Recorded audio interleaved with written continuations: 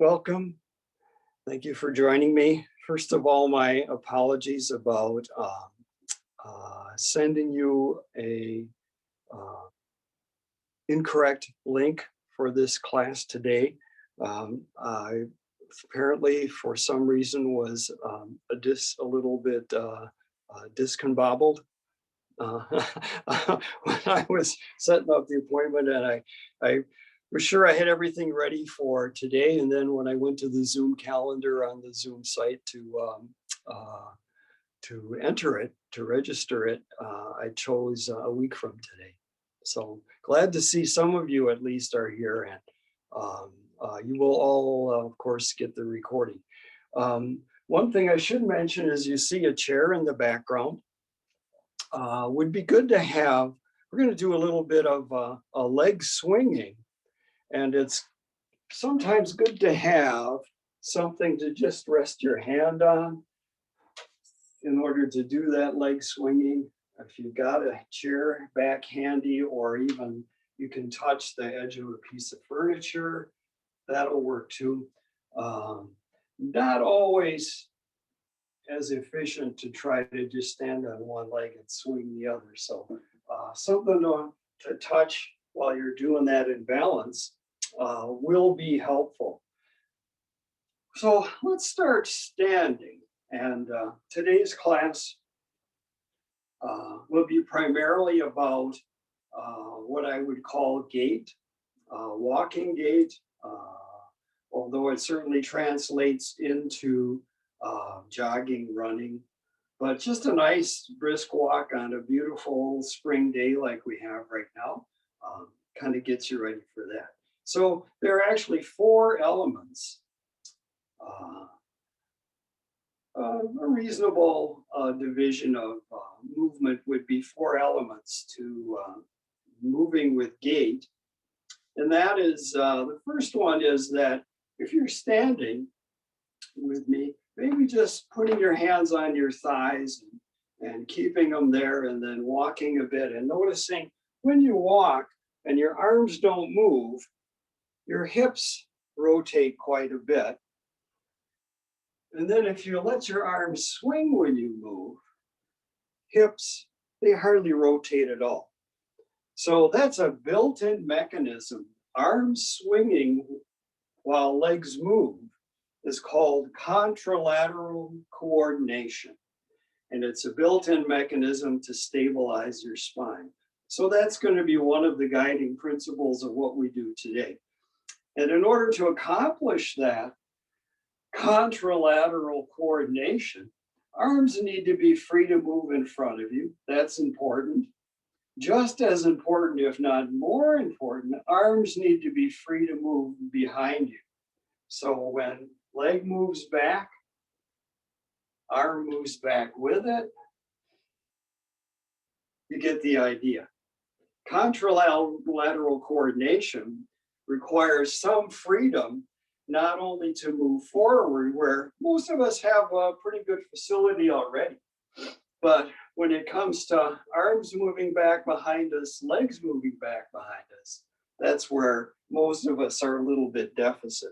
So one last element. That was three elements: contralateral coordination, arms free to swing both forward and back, and legs free to swing both forward and back. And the fourth thing is what we covered quite extensively a couple weeks ago: ankle mobility. Ankles free to push off, free to push off.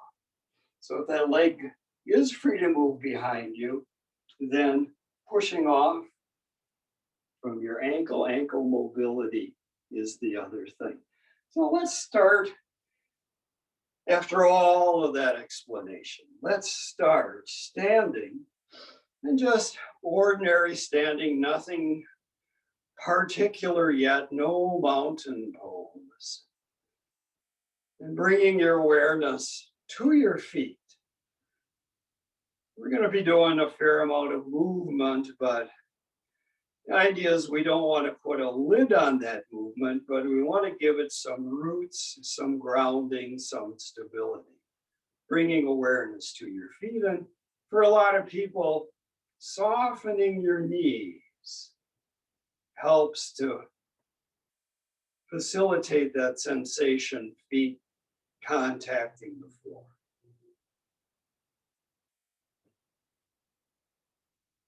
And something a little different. See if closing your eyes brings a bit more awareness to your feet as well.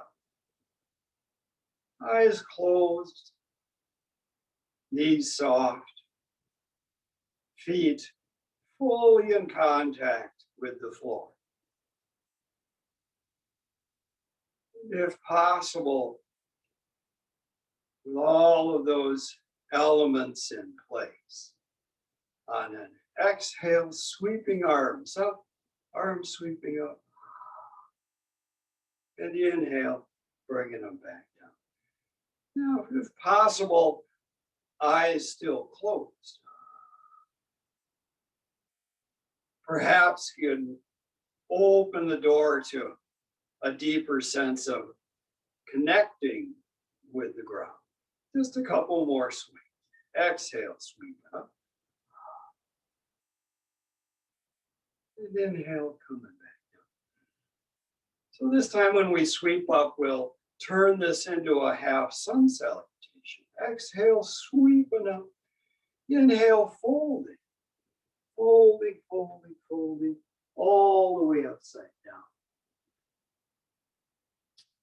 On an exhale, lifting that torso, neck, and head, bit of a lift, all the way upside down. Inhale, and if possible, keep an eyes closed as you roll up on the exhale. Arms to the side. Inhale. Yeah, so if possible, closing your eyes, if not through that whole sequence, maybe here and there, just to reestablish connection with the floor. So a couple more sun salutations, and we'll build on those as we go. So starting again, feet fully in contact with the floor, and on an exhale, sweeping arms up. Inhale, folding. Pausing here. Letting your head hang all the way upside down so that you're looking back between your knees. And then keeping your neck long as it is now.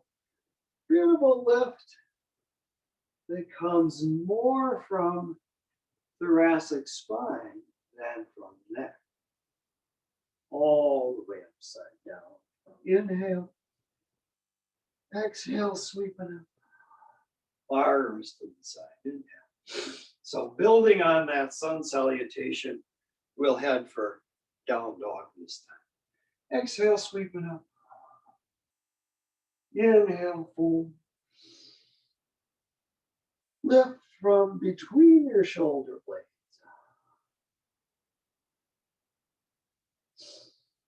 Coming down to hands and knees. And keeping knees bent, heels lifted, downward facing dog. Dog pose. Yeah, first dog pose, so no style points awarded here. Just getting upside down. Coming back to hands and knees.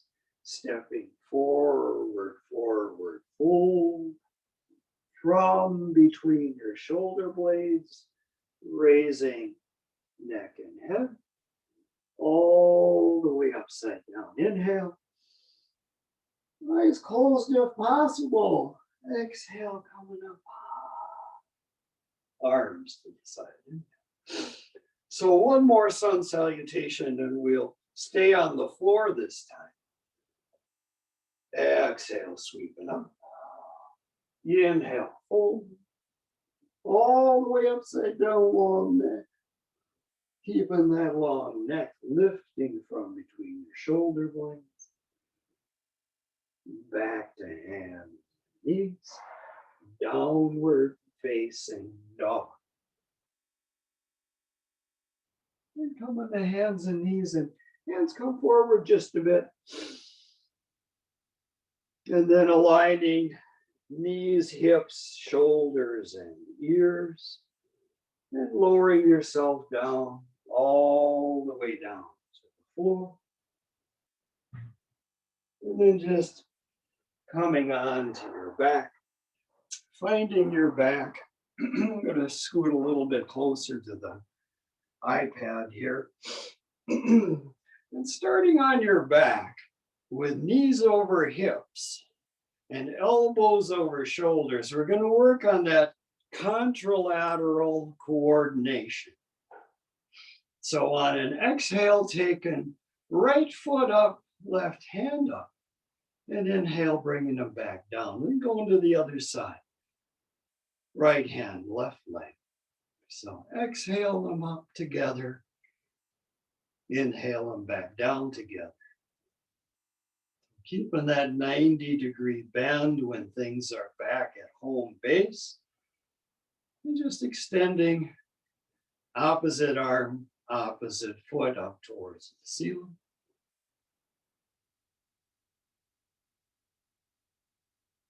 And then bringing legs and arms up towards the ceiling. And perhaps reaching those fingers up towards the ceiling such that shoulder blades, shoulder sockets come off the floor. And then resting, retracting those shoulders back down onto the floor. Look so the shoulder blades are pretty much in contact with the floor. And then on an exhale, taking left arm out to the side, right leg out to the side. Inhale and back center. And then going to the other side. So in and out like that. Contralateral coordination.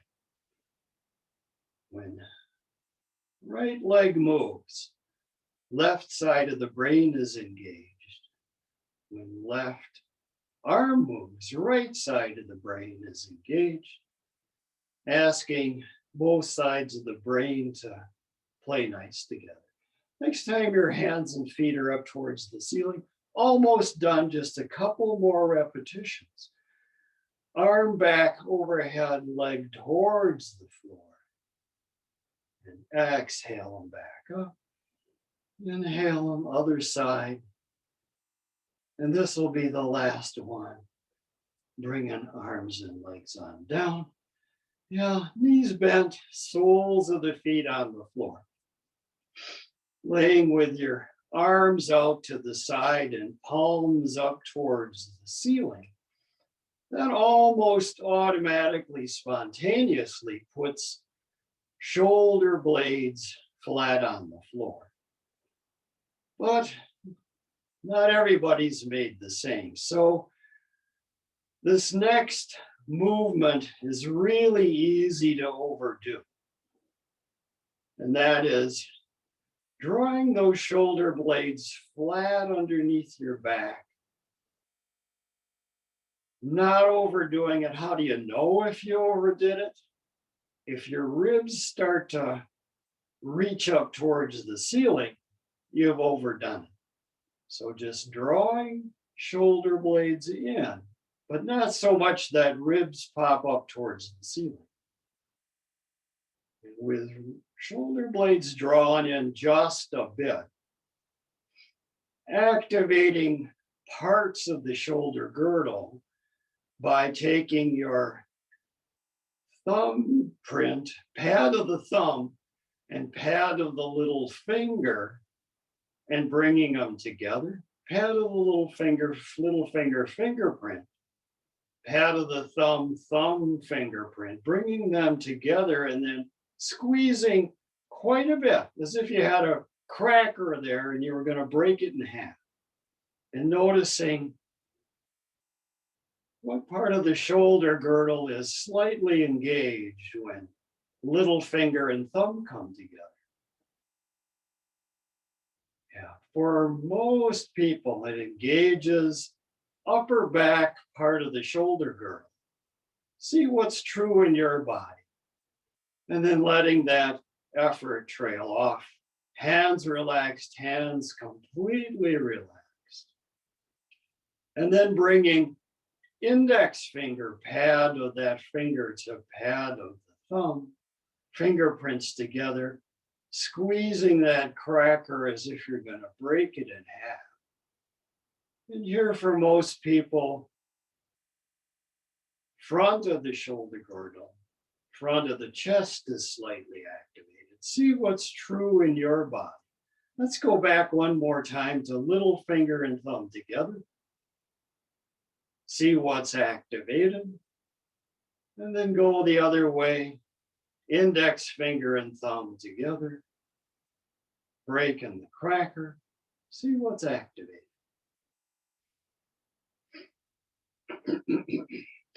While we're here, let's free up thoracic spine by taking arms straight up towards the ceiling. And here we're going to round those shoulders up towards the ceiling, interlacing your hands, your fingers, and then on an exhale, hands come towards your chest, hips come up towards the ceiling. So what we're trying to do is find, with feedback from the floor, that place right between your shoulder blades, thoracic spine.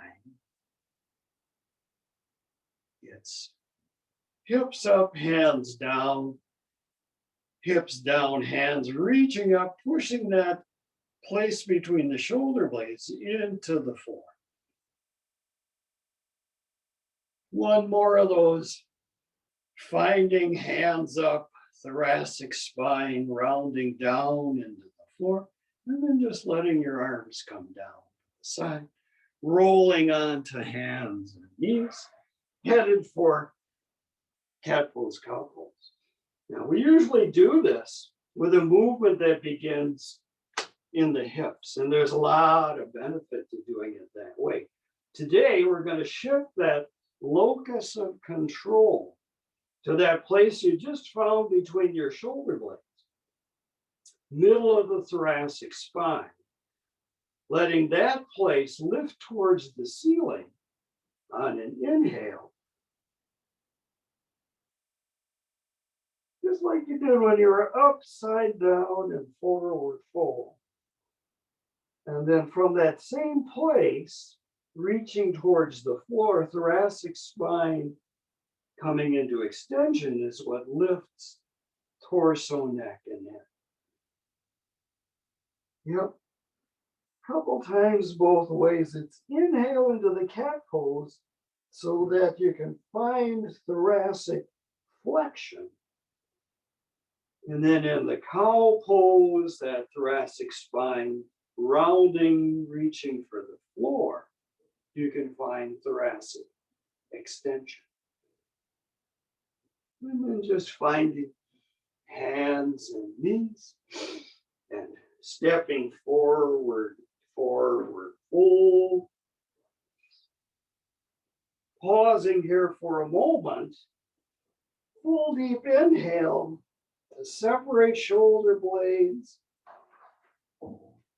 Open the upper back. Lengthen your neck.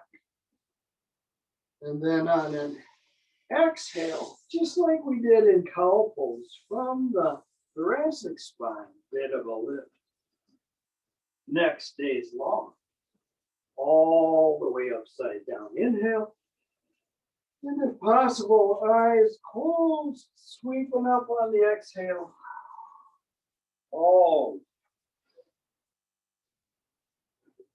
Let's mobilize ankles, knees, and hips a bit here. Hands on hips, taking a wide stride. Toes pointed slightly out. And then on an exhale, bending at knees, hips, and ankles, coming on down. Letting your torso come forward as your seat goes back behind you. So I don't know about you, but been hearing a lot of birds in the neighborhood lately. Looking forward to those robins showing up maybe today. Who knows? Next time you're in that up position, pause there. So you've explored this before with sit bones, how when you bend at knees, hips, and ankles, it invites sit bones to glide away from each other. And when you straighten legs to come up, it invites sit bones to move back towards each other. See if you can use your imagination to think of bird tail feathers attached to your sit bones. Let's give it a try. So then on the knees bending, hips flexing part, sit bones glide away from each other. That tail is going to fan out to the side. And then when you come up, sit bones are going to move closer together. That tail is going to come back center. Let's think about that as you go down this time. Exhale, sit bones, tail feathers fan out. Inhale, tail feathers come back center. So a couple more times up and down, but this time, see if you can initiate the movement from your tail feathers. So tail feathers fanning out first allows knees, hips, and ankles to bend. Tail feathers pulling together brings you back up. What would closing your eyes during that movement do to your sense of grounding? Maybe give it a try. Tail feathers fanning, eyes closed. Tail feathers pulling together, eyes closed. And then stepping your feet together and standing for just a moment. So we did a couple of things on the floor to open upper back, begin to access thoracic spine so that we could not only flex it forward, but give it extension, rounded back. We're going to access thoracic spine again right here by reaching your arms straight forward and a full deep inhale right between the shoulder blades. And if that means the front of your chest, sternum kind of sinks in, you're doing it exactly right. So with arms forward on that full deep inhale, then on the exhale, arms coming up, and inhale down to the side. Let's just do that one more time. Arms reaching forward, opening your upper back. And then exhale, arms up overhead. So let's combine some of the last couple things we've done. And we do that in chair pose.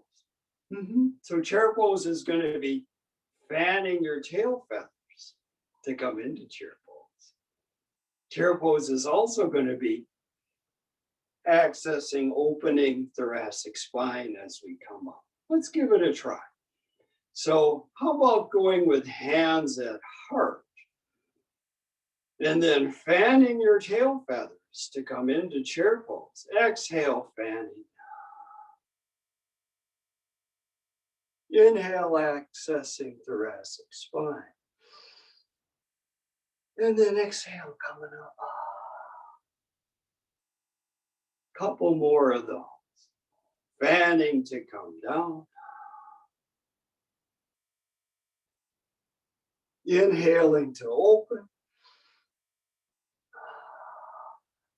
Exhale to come up. Let's see if this time, when you exhale to come up, you can do it with eyes closed. Might be kind of an interesting experiment. So on an exhale, fanning your tail feathers brings you into chair pose. Inhale, accessing thoracic spine. Eyes closed. Exhale, coming. Hands to heart. So I'm going to check my notes just to be sure. So many ways to go here. But probably the best way is to continue with some of those movements we've just begun, and that would be stepping your feet wide apart, turning right toes in and left toes out. Yeah. So remember when we bent before at knees, hips, and ankles, tail feathers could fan apart. So now it's going to be this front leg side, left leg side. Those tail feathers fanning out allows front knee to bend. Tail feathers coming back in pulls the front knee straight. And perhaps if you can't feel that directly, you can visualize it. Lots of power. Exhale. Fan to visualization. Inhale. Coming back up. And bringing hands to heart. And then lifting your elbows such that fingertips are together.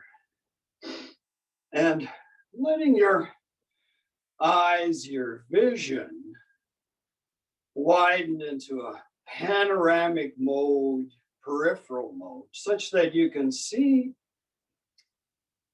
your forearms all the way out to your elbows on both sides. And then on an exhale, letting tail feathers fan out to the front leg. And then with that peripheral vision, elbows in sight, opening your arms out to the side, maintaining that peripheral vision as you turn your head and neck to look over your left hand. Couple breaths here. See if it's possible to maintain that peripheral vision, wide vision, as you turn your neck and head to come back forward, bringing hands to heart, drawing tail feathers in. Let's go to the other side. So it's left foot turns in, right toes turn out. Tail feathers fanning bends the front knee. Tail feathers drawing in. Brings the front leg straight. If not directly experiencing, then visualizing. In order to bring more mobility to hip, knee, and ankle. And next time you're in that up position, pausing there, bringing hands to heart. Lifting your elbows, fingertips together, both elbows in field of vision. And then opening your arms, hands sliding through, maybe even staying in field of vision. Even if they aren't all the way straight out, hands in field of vision.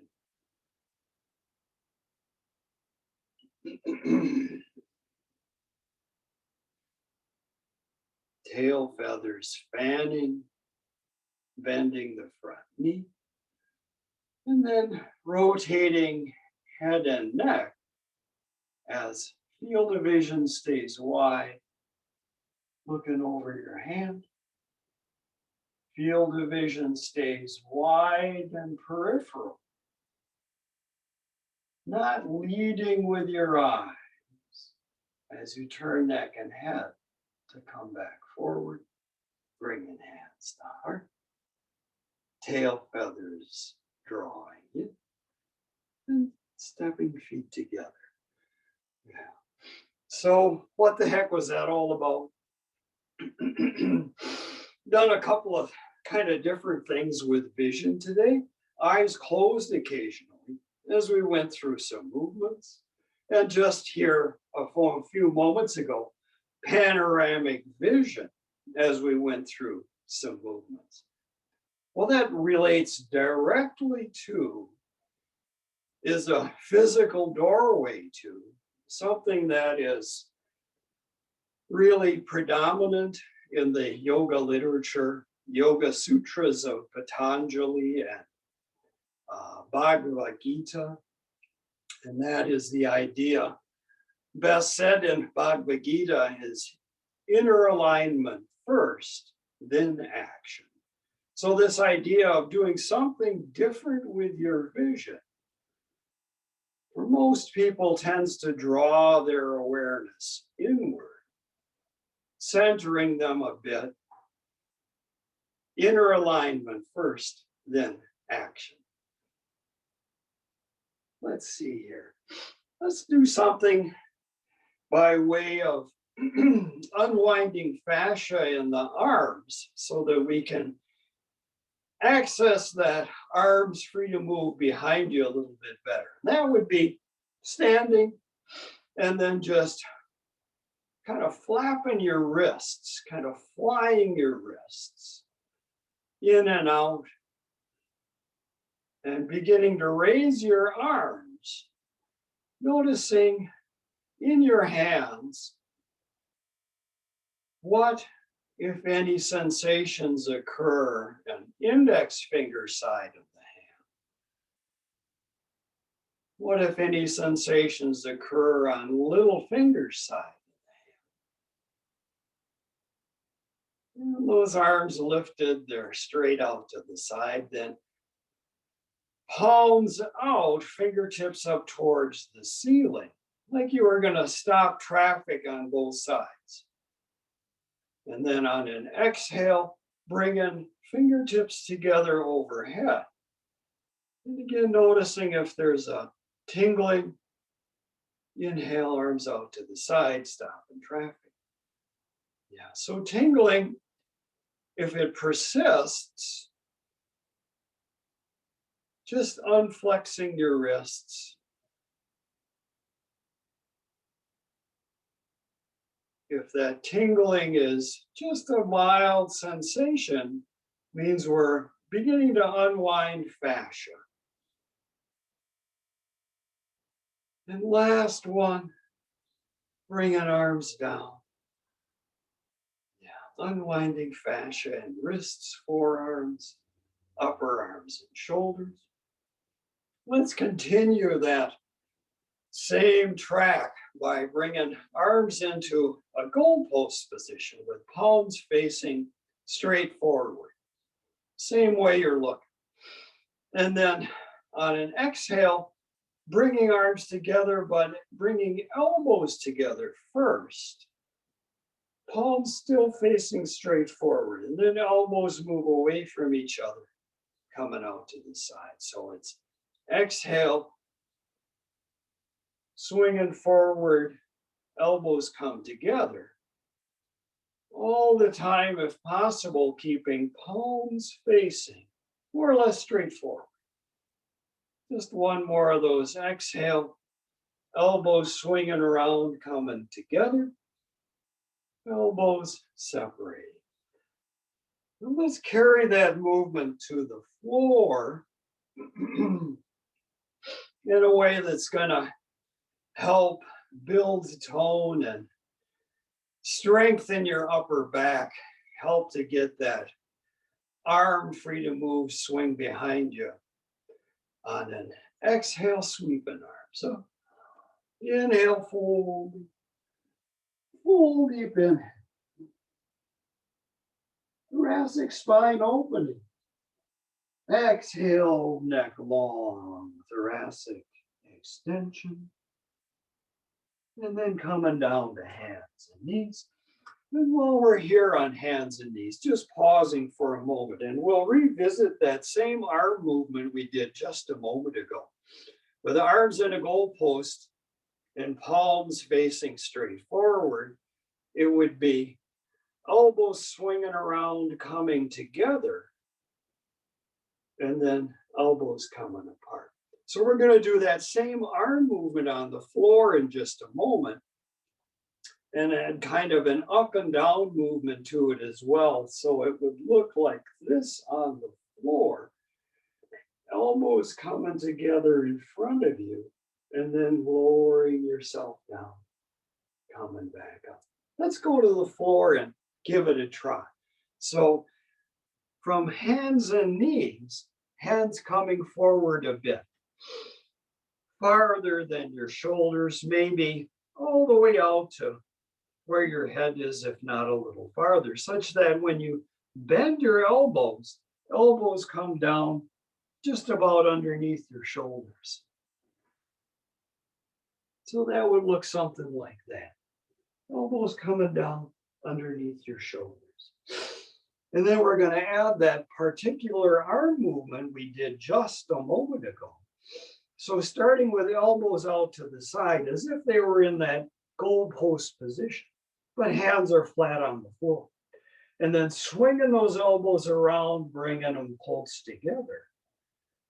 And then bending those elbows, coming on down towards the floor. And coming back up. Starting again with elbows wide, swinging them around, bringing them together, lowering down, hovering just off the floor. If you'd like a little bit more challenge, that would be bringing your weight forward towards your hands just a bit, and then coming up. Just one more of those last one. Elbows start wide, swing around, come in, reach for the floor, and they can go all the way to the floor this time. Forearms on the floor, hands flat on the floor. Curling toes under, lifting hips up and back. Elbow dog. Primarily about building strength in the upper back. Not trying to make this a big old stretchy pose. No style points. Just getting some strength. Exhale, coming on down to hands and knees. Bringing elbows up. Ready for this? Same arm movement as a preamble to regular downward facing dog. So that would be elbows starting wide, swinging them around, but rather than bringing elbows to the floor, curling toes under, bringing hips up and back, back, back. Knees stay back. Heels off the floor. Downward facing dog. Remember a little while ago we were on our back and you put a cracker between the pad of your little finger and the pad of your thumb. See if you can press the pad of the little finger into the floor right here. And see what, if any, part of the shoulder girdle gets a bit activated. And then letting that effort trail off. And now it's index finger pushing into the floor. What, if any, part of the shoulder girdle gets activated here? Let's not overdo it. Coming on down to hands and knees. And stepping forward, forward, fold.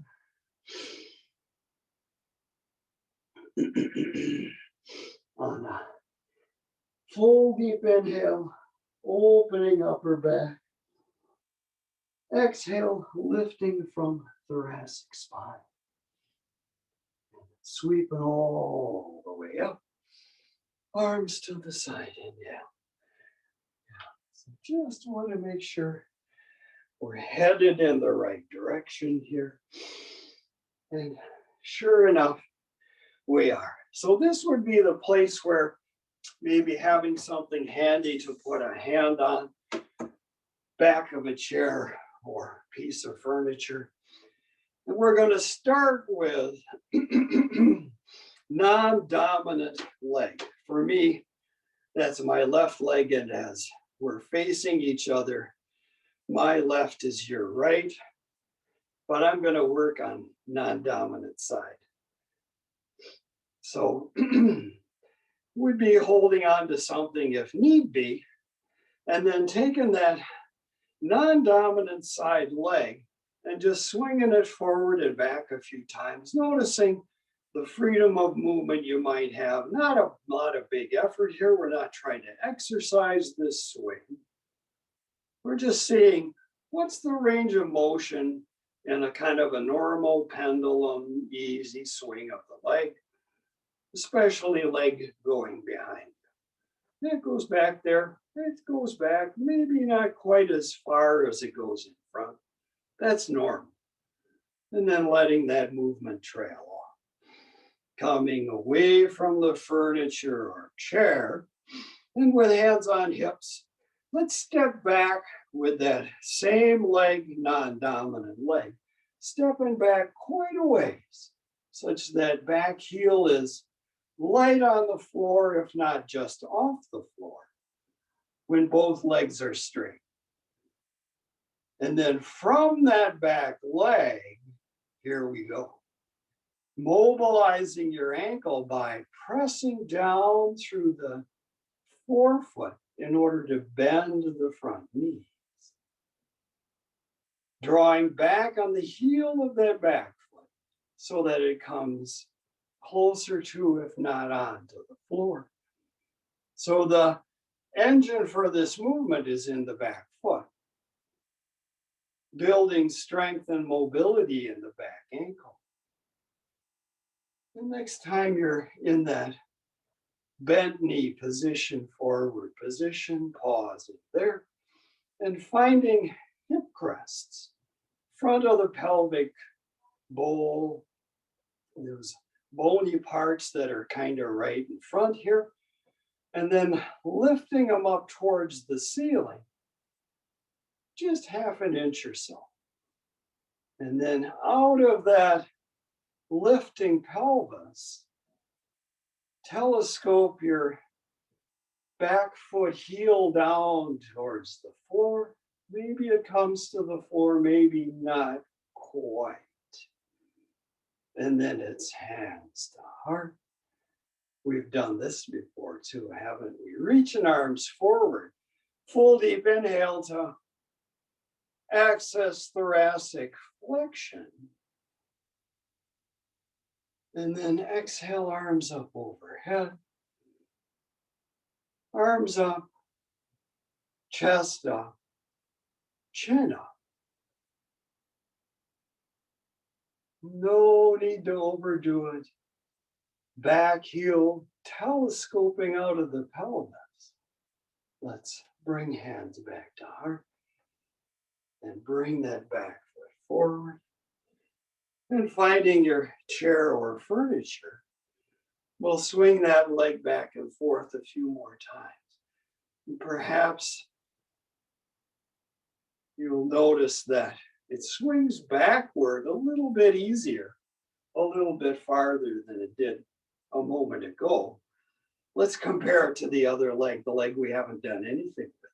So now, like we just worked on, non-dominant leg stays on the floor, the other leg moves forward and back. Yeah, so like we worked with, go back a little bit easier.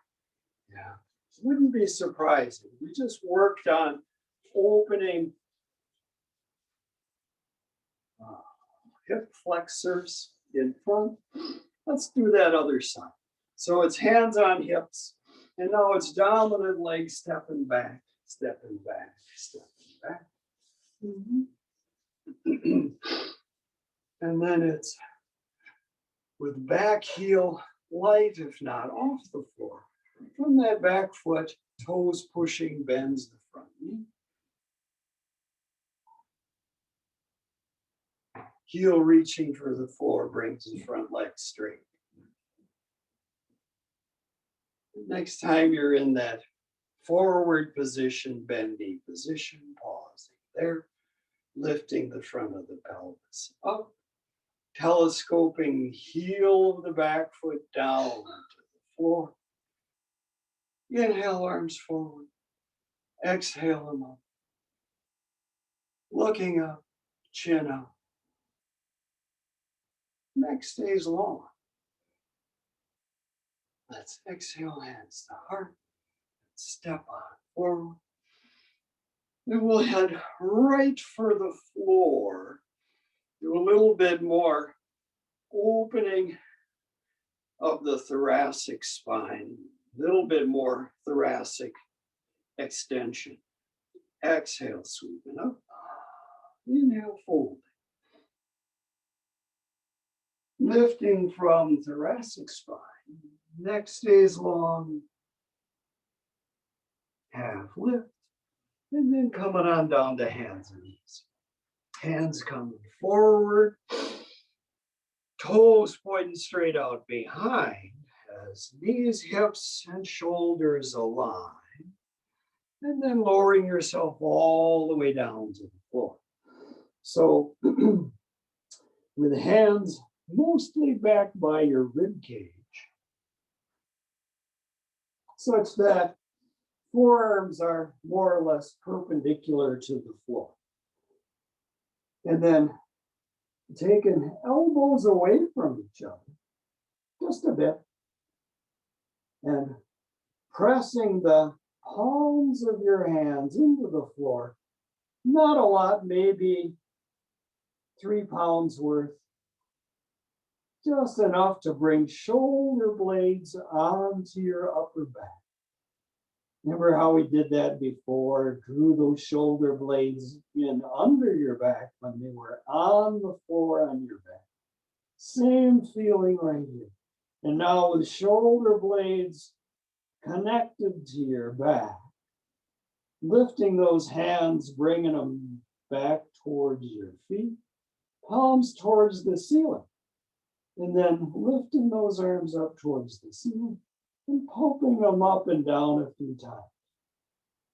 Best you can. Shoulder blades staying planted onto your upper ribs, upper back. And then bringing those hands back next to your rib cage. Little bit of weight in the hands, little bit of broadening in the elbows. Bringing those shoulder blades onto your back. And now pushing up. Lifting torso, neck, and head just a bit. From thoracic spine as neck stays long. And if you want a little bit more challenge, that would be pushing up a little higher, higher, higher. And if hips come off the floor, pushing tops of the feet into the floor. Kind of an alternate up-facing dog. And then coming to hands and knees. And coming forward. Just coming onto your back. Headed for bridge pose to further open hip flexors, allow for some freedom of movement and legs able to go back behind you. Let's start by doing what we did a little bit earlier. Drawing shoulder blades in under your back. But this time, palms are going to be facing towards the floor. Palms facing the floor, shoulder blades drawing in. Just flat on the floor. And then on an exhale, tipping your hips, lifting one vertebra at a time, hips coming up towards the ceiling. Putting a lot of these elements together, stabilizing shoulder blades, opening hip flexors. Exhale, bringing hips back on down. And we'll just go up and down one more time. So with palms facing the floor, shoulder blades drawn in flat on the floor. Remember how we used upper back muscles a little bit earlier? What would happen right here if with palms facing the floor, you push the little finger into the floor? Pad of the little finger moving into the floor. What, if any, activation occurs in the shoulder girdle? And then letting that effort trail off. Completely relaxing your hands. Pressing index finger into the floor. What, if any, activation occurs in shoulder girdle there? Yeah, letting that all fade away as you just tip your hips such that hips begin to raise up towards the ceiling.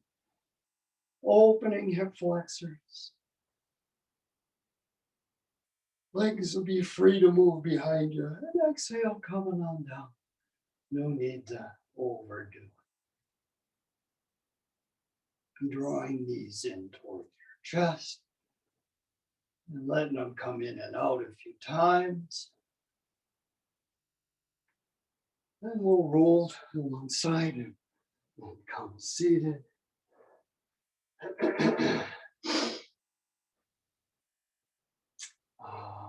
We'll end with just a simple seated twist.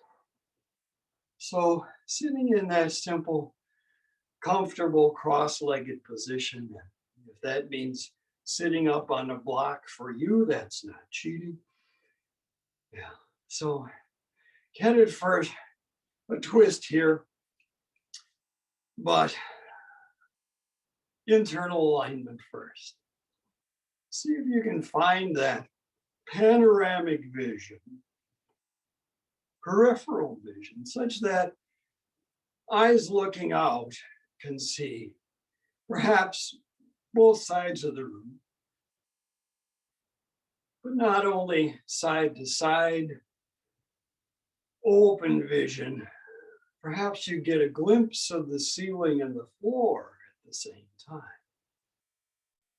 With that open vision, how about left hand to right knee with the palm up? Right hand comes behind, but this time behind hand, fingertips pointing out to the side. One more instruction before we turn, and that would be just getting wide in the shoulder girdle, kind of like we were on the floor a moment ago, where hands were pressing in, shoulder blades were on your back. And then on an exhale, with that panoramic vision in place, rotating neck and head, coming around. Couple breaths here. Shoulders stay wide.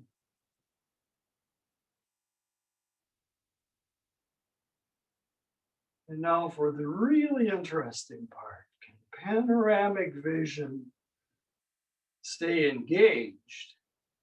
Ceiling and floor, sides of the room.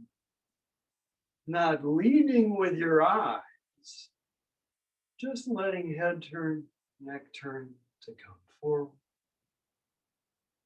Let's do the other side. Right hand to left knee, left hand comes behind. Fingertips pointing out to the side so that we can get that open, broad feeling in the chest, engaging peripheral vision, and then keeping that peripheral vision as you turn neck and head. Shoulders staying wide. Upper back just slightly engaged.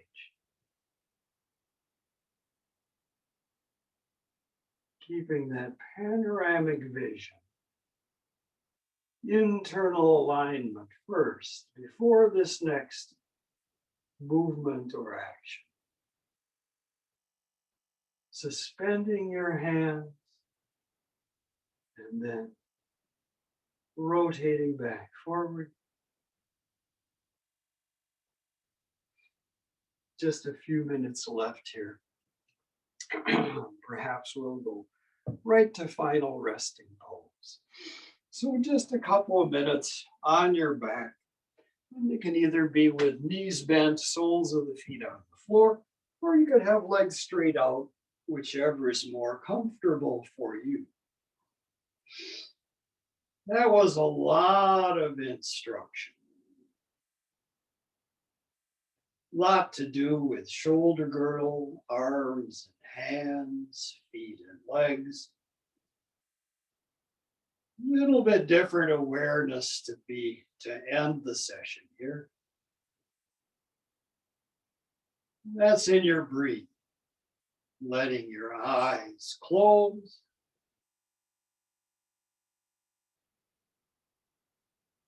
Like you were sitting on the beach, watching the waves come in. Don't try to control the waves. They arise. You meet the shore. They melt away.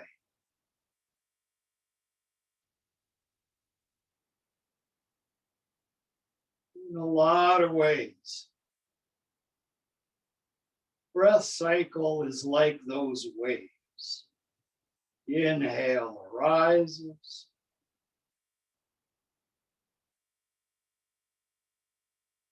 It melts away.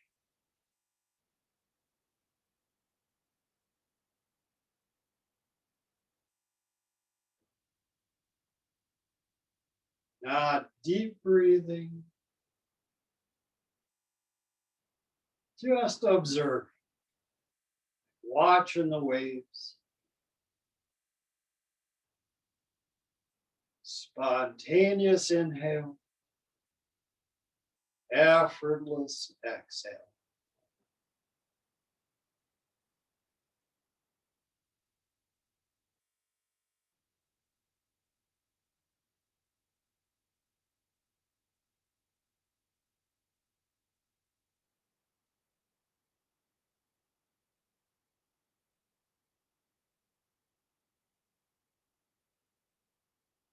Slowly, gradually opening your eyes. The challenge will be, even as we come seated, maintaining awareness of this wave of breathing. As you first bend your knees, maybe draw them in towards your chest, and then roll to one side. Coming seated.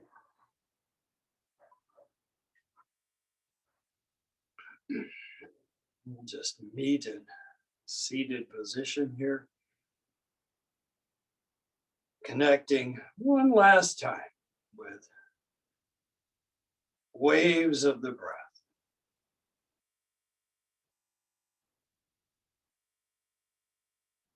And taking a collective inhale. Exhale, hands to heart. Namaste. Thank you for joining me.